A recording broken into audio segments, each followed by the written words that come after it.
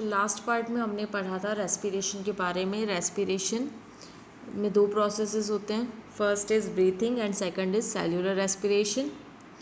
हमने पढ़ा था कि जो मैकेनिज़्म होता है ब्रीथिंग का ह्यूमन बींग्स में, उसके अंदर दो प्रोसेसेस होते हैं, इन्हेलेशन और एक्सहेलेशन।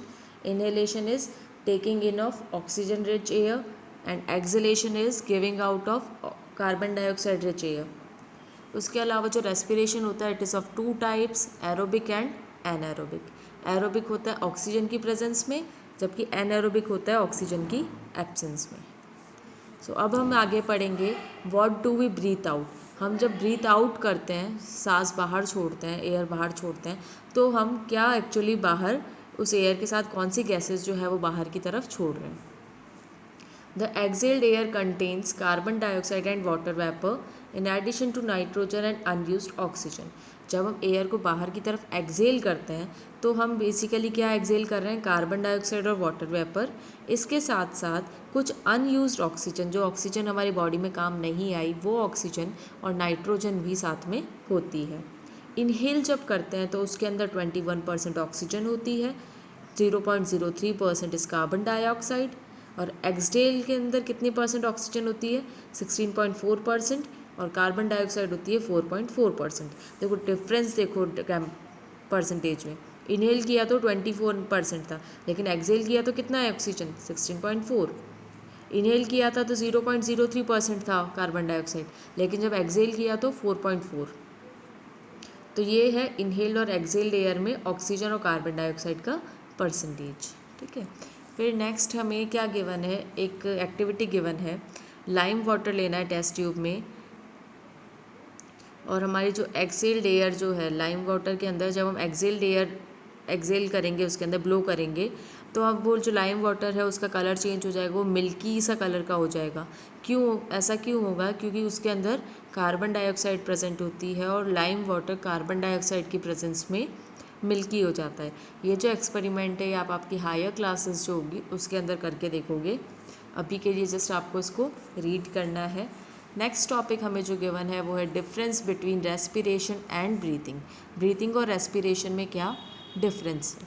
तो सबसे पहला ब्रीथिंग का देखते हैं। ब्रीथिंग क्या है, फिजिकल प्रोसेस है, सिर्फ उसके अंदर हम इनहेल एक्सहेल कर रहे हैं, कोई केमिकल रिएक्शंस नहीं हो रही है। लेकिन रेस्पिरेशन जो है ये बायोकेमिकल प्रोसेस है। बायोकेमिकल प्रोसेस मतलब लिविंग सेल के अंदर जो केमिकल प्रोसेस हो रही है वो है रेस्पिरेशन। ब्रीथिंग के अंदर एक्सचेंज होता है कार्बन डाइऑक्साइड और ऑक्सीजन का, जबकि रेस्पिरेशन के अंदर फूड का ब्रेकडाउन होता है जिससे कार्बन डाइऑक्साइड, वाटर और एनर्जी प्रोड्यूस होती है। ब्रीथिंग का होती है सेल के आउटसाइड, जबकि रेस्पिरेशन होता है सेल के अंदर, इनसाइड होता है। ब्रीथिंग के अंदर कोई एंजाइम इन्वॉल्व नहीं होता, जबकि रेस्पिरेशन के अंदर एंजाइम इन्वॉल्व होते हैं, क्योंकि फूड से हमें क्या करना है, एनर्जी रिलीज़ करनी है। तो एनर्जी रिलीज़ करने के लिए एंजाइम की रिक्वायरमेंट होती है। ब्रीथिंग के अंदर कोई एनर्जी ना इवॉल्व होती है ना एब्जॉर्ब होती है, ना एनर्जी ली जाती है ना एनर्जी दी जाती है, जबकि रेस्पिरेशन के अंदर एनर्जी को रिलीज़ किया जाता है स्टेप वाइज तरीके से, और ये कंट्रोल्ड प्रोसेस होता है। ऐसा नहीं कि सारी एनर्जी एक ही बार में रिलीज़ कर दी, स्टेप बाय स्टेप उसको रिलीज़ किया जाता है। Did you know if you live to the age of 80 years you will have taken more than 600 million breaths। अगर आप 80 साल तक ज़िंदा रहते हो तो 80 साल की एज तक 600 मिलियन ब्रेथ्स हम ले चुके होते हैं। People who live at high altitude mountains have at least 20% more blood to carry more oxygen। This is because the higher you go up, the less oxygen there is in the air। This also explains why mountaineers carry oxygen cylinders with them। जो लोग high altitude मतलब hill station, जो पहाड़ों वाली ऊंची जो जगह वहाँ पर रहते हैं, उनकी बॉडी के अंदर 20% ब्लड के अंदर सेल्स जो है वो ज़्यादा होते हैं। क्यों ज़्यादा होते हैं, क्योंकि उनको ज़्यादा ऑक्सीजन की ज़रूरत पड़ती है। जैसे जैसे हम हाइट पे जाते रहते हैं तो ऑक्सीजन का जो परसेंटेज है वो कम होता रहता है। इसीलिए जो माउंटेनियर्स जो होते हैं, जो पहाड़ पे चढ़ाई करने जाते हैं, वो अपने साथ में ऑक्सीजन सिलेंडर लेके जाते हैं, क्योंकि ऊपर हाइट पर जाने पर ऑक्सीजन कम हो जाती है। अभी हमने पढ़ा ब्रीथिंग ह्यूमन बींग्स में कैसे होती है, अब हम पढ़ेंगे ब्रीथिंग दूसरे एनिमल्स में कैसे होती है।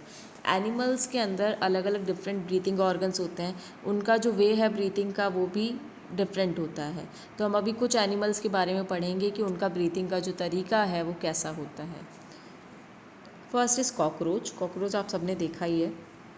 कॉकरोच या जो दूसरे इंसेक्ट्स होते हैं, इनकी बॉडी के ऊपर स्मॉल होल्स, छोटे छोटे छेद या ओपनिंग्स होती है इनकी बॉडी के साइड पर, और इन ओपनिंग्स को बोला जाता है स्पाइरिकल्स। उसके अलावा इनके स्पाइरिकल्स के अंदर की तरफ एक ट्यूब का नेटवर्क होता है जिसको बोलते हैं ट्रैकिया। यहाँ पर एक्सचेंज ऑफ गैसेस जो है वो इन्हीं ट्रैकिया के थ्रू होता है। जैसे देखो यहाँ पे डायग्राम दिया है अपने को, ये इंसेक्ट है, इंसेक्ट के बॉडी के अंदर ये है अपना पूरा ट्यूब जैसा स्ट्रक्चर जो है वो ट्रैकिया है, और इसके ऊपर क्या होता है, छोटे छेद होते हैं, ओपनिंग्स होती है जिससे एयर जो है वो बाहर की तरफ जाती है और अंदर आती है।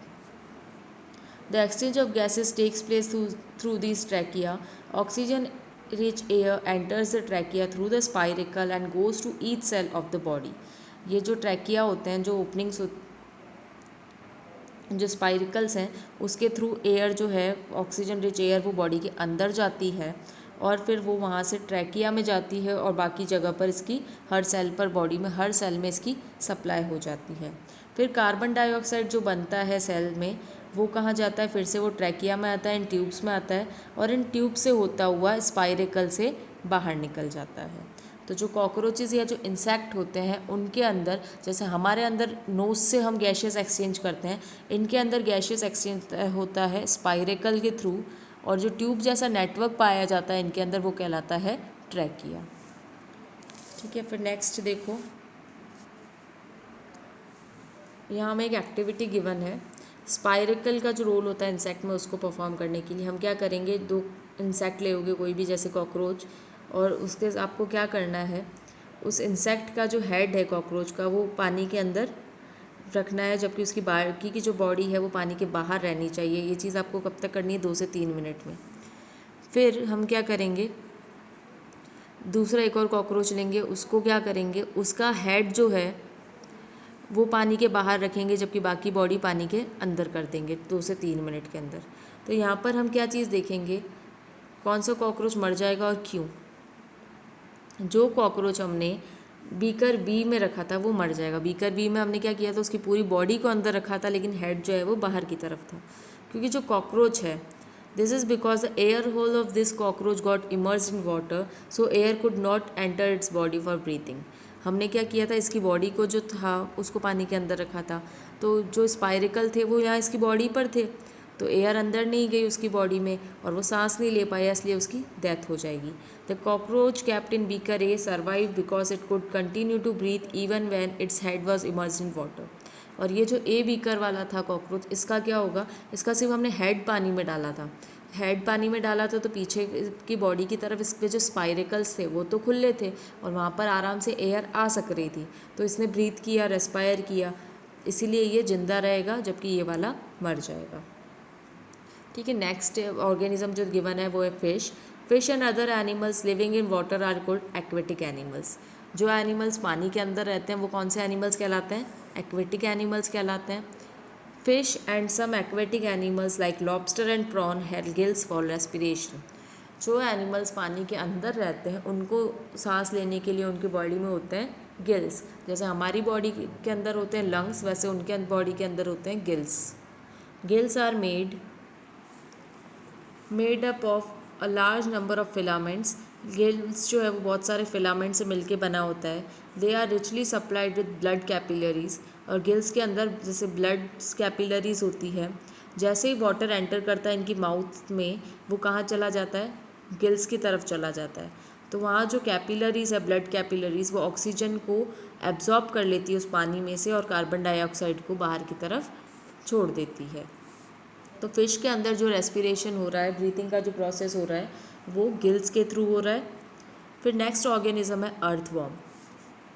Earthworm breathe through its skin. Earthworm, ये जो केंचुआ होता है, ऐसा मिट्टी के अंदर ब्राउन कलर का होता है, आपने देखा होगा, ये इसकी स्किन के थ्रू ब्रीथ करता है।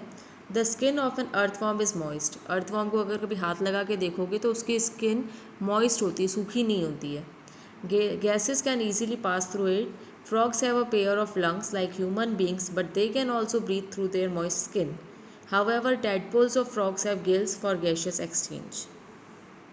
देखो ये जो अर्थवर्म है, अर्थवर्म अपनी स्किन के थ्रू ब्रीथ करता है। फ्रॉग्स जो होते हैं उनके अंदर हमारी तरह लंग्स होते हैं, वो लंग्स से भी और स्किन से दोनों से ब्रीथ कर सकते हैं। लेकिन जो टैडपोल होता है, फ्रॉग्स की एक स्टेज है टैडपोल, उसके अंदर गिल्स होते हैं गैशियस एक्सचेंज के लिए।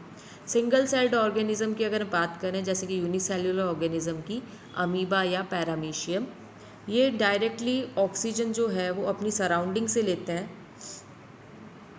ऑक्सीजन डायरेक्टली, जैसे इनकी जो स्किन है उससे ही क्या करेंगे, ऑक्सीजन को बाहर की तरफ छोड़ देंगे, ऑक्सीजन को अंदर की तरफ ले लेंगे स्किन से और कार्बन डाइऑक्साइड को बाहर की तरफ छोड़ देंगे। तो इनका डायरेक्ट एक्सचेंज होता है, इनके कोई अलग से बॉडी के स्ट्रक्चर नहीं होते हैं अलग से इस चीज़ के लिए। फिर है रेस्पिरेशन इन प्लांट्स। प्लांट्स के अंदर रेस्पिरेशन किस तरह से होता है? Like animals, plants also respire. Animals की तरह प्लांट्स भी रेस्पायर करते हैं। Oxygen is used and carbon dioxide is given out. Respiration का जो प्रोसेस होता है प्लांट्स में वो हमारी तरह ही होता है, वो ऑक्सीजन को इस्तेमाल करते हैं और कार्बन डाइऑक्साइड को देते हैं। अब आपने तो अब तक ये पढ़ा था कि प्लांट्स जो है वो कार्बन डाइऑक्साइड को लेते हैं और ऑक्सीजन को देते हैं, वो सिर्फ फोटोसिंथेसिस के टाइम पे होता है। फोटोसिंथेसिस, जब प्लांट्स अपना खाना बनाते हैं तब ये चीज़ होती है। लेकिन जब प्लांट्स रेस्पायर करते हैं, रेस्पिरेशन करते हैं, तो वो हमारी तरह ही कार्बन डाइऑक्साइड को देते हैं और ऑक्सीजन को लेते हैं। Energy is also produce during this process. Respiration के प्रोसेस में एनर्जी तो प्रोड्यूस होगी ही। However no specific organ for breathing are present in plants. Plants के अंदर ब्रीथिंग के लिए कोई अलग से स्पेशल ऑर्गन नहीं है। The exchange of gases in plants takes place by the process of diffusion.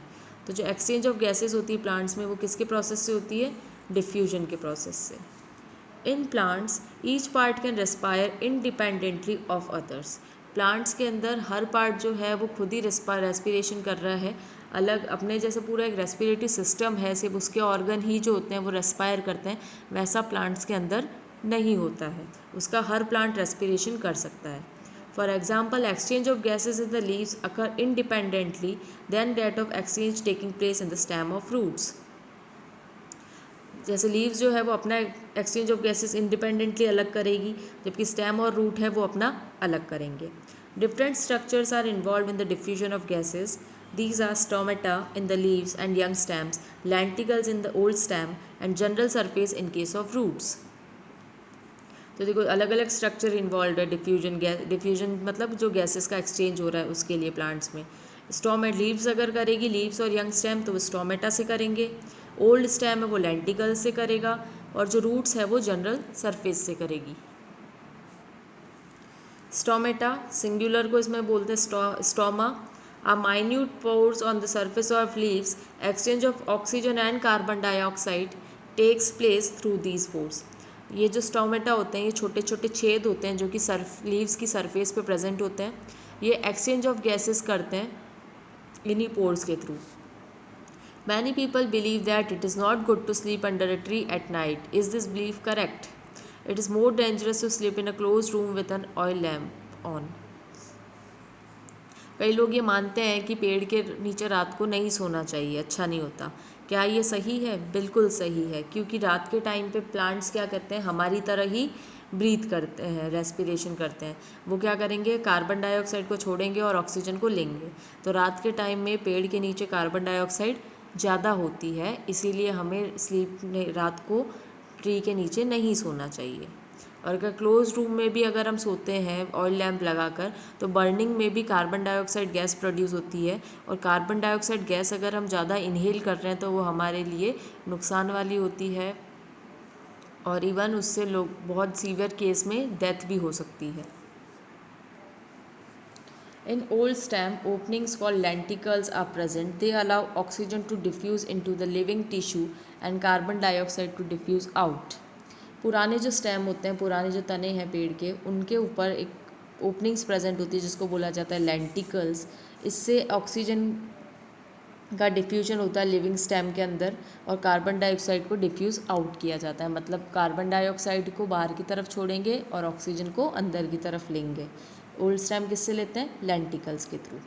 Roots जो है वो ऑक्सीजन को अंदर लेती है उसके सॉइल पार्टिकल्स के बीच में जो एयर स्पेसिस प्रेजेंट है उसके थ्रू, और ऑक्सीजन का जो डिफ्यूजन होता है वो जनरल सरफेस जो है रूट्स का उसी से होता है, मतलब रूट्स की जो स्किन कह सकते हैं हम, उसी से होता है।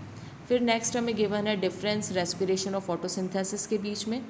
तो जो मेन डिफरेंस है, during respiration product of digestion such as glucose react with oxygen to form carbon dioxide, water and energy is released. Respiration के टाइम पे क्या होता है, डाइजेशन का जो प्रोसेस हुआ हमारा, डाइजेशन के प्रोसेस में क्या बनता है, ग्लूकोज बनता है। तो ये जो ग्लूकोज है रेस्पिरेशन में जब हम ऑक्सीजन को अंदर लेते हैं तो ये ऑक्सीजन ग्लूकोज के साथ रिएक्ट करता है और कार्बन डाइऑक्साइड, वाटर और एनर्जी बनाता है।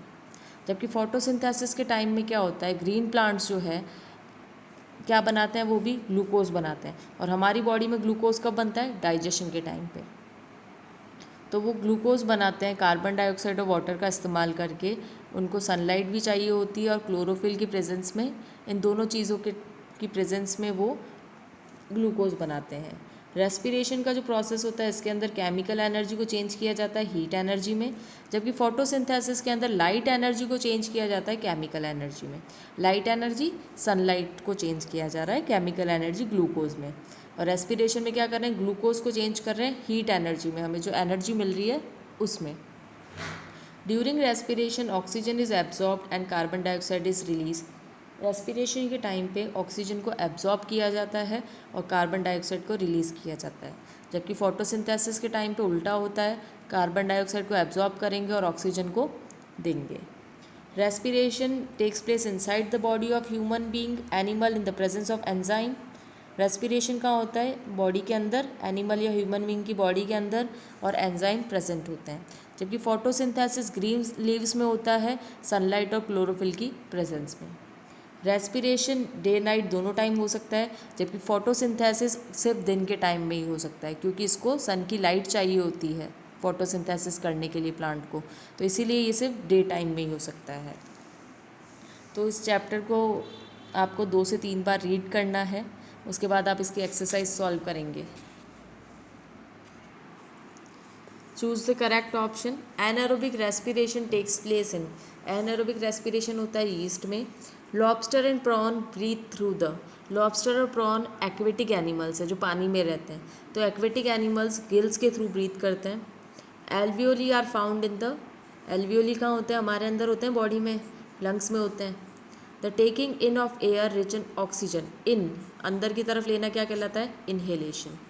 Exchange of gases takes through general body surface in, general body surface में किसके थ्रू होता है, अमीबा के थ्रू। नेक्स्ट है name the following. The air tube of insect, इसको बोलते हैं trachea. Tiny spores on the lower surface of the leaf is stomata. The respiratory organ of human beings, lungs. The opening through which we inhale, हम inhale करते हैं nostril से। And organism with tracheal system, tracheal system किस में होता है, cockroach में होता है। स्पाइरिकल्स होते हैं इसकी बॉडी के ऊपर, छोटे छोटे ओपनिंग्स, और वो एक ट्यूब लाइक सिस्टम में जाके मिलती है जिसको हम बोलते हैं tracheal system. Next is match the items. Yeast, yeast में क्या होता है, अल्कोहल, अल्कोहल का फॉर्मेशन होता है। डायफ्राम, डायफ्राम हमारी चेस्ट की कैविटी में होता है। स्किन से ब्रीथ कौन करता है, अर्थवॉर्म ब्रीथ करता है। लीव्स पे स्टोमेटा होते हैं। फिश, फिश में क्या होती है, गिल्स होती हैं। और फ्रॉग किससे ब्रीथ करता है, through lungs and skin both. ये एक्सरसाइज आपको आपकी बुक में करनी है, and question answer you have to do in your notebook. Thank you.